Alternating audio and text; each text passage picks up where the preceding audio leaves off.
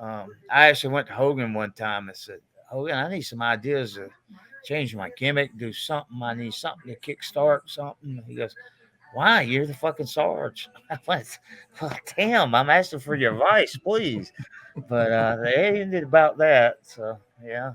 But that's when he's going in the Georgia Dome and stuff, wrestling Bill, so, which they should have sold it as a pay per view, but Oh, yeah, they for gave it sure. away. They gave it For, away.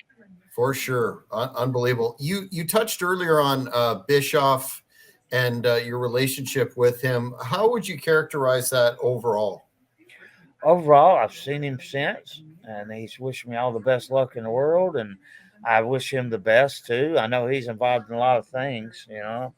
Um, uh, but my relationship was good because hell, I trained his top star. I mean, what are you gonna down me for if I trained your top star? I actually come up with the jackhammer. He come up with a spear. Bill come up with a spear. I come up with a jackhammer, and probably 60% of his other moves. And so with Dallas, and then Kevin, I don't think he had about 6, 7 moves, but You mentioned that you trained Goldberg and taught him and had his first dark match on Nitro. When you were going through this process with him, did you I had many realize? dark matches with him before he went to Nitro. Yeah, They say absolutely. that's the first match, but it's actually not. But Okay, that's cool. okay. Did you know that you had such a phenomenon on your hands at the time? Believe it or not, Bill did squats, man. I don't. People think he didn't do nothing. He didn't walk in and just get, hey, you got a scholarship, just here, go ahead. I had to test him, man, but you got a guy that went through Georgia Bulldog training and all that shit, and Georgia Sun and all that shit and other stuff. What made him unique is the MAA background. That's what made him unique. And and then of course Dallas told him when he shaved his head he made a mistake because that was Stone Cold's deal, but turned out to pay off. But Dallas, I mean, Bill went through the stuff too, and maybe not 3,000 squats worth because after a while I saw what a phenomenal athlete he was because I tested him, man. I had one time I had him back me in the corner. I'd do a Cornish hike on him and push him. He'd do a back handspring and spear me coming out of the corner. I knew he'd never do it, but I had him do it in dart matches. Why? I was trying to sell him to Eric Bischoff, trying to sell him to the monitor. You know, the fans are great. I love the fans. But at that point in the position I was in, I really wasn't selling him to the fans. I was trying to sell him to the monitor and sell him to Eric Bischoff. And okay, we're going to put this much money into this guy, spend this Mm. much money into this guy. We're going to take good care of him, and that's what happened. I'm not going to talk about Bruce Hart. I mean, Bret Hart, but because he blamed me for getting kicked by Bill. I'm like, damn, you're from the dungeon.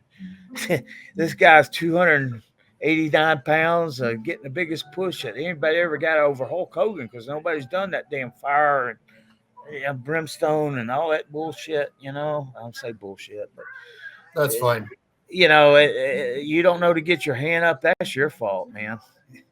I mean, really. I taught them to get his hand up and other people to get their hand up, when you don't try exactly trust somebody, you swing it through, nobody sees it, but you're protecting yourself.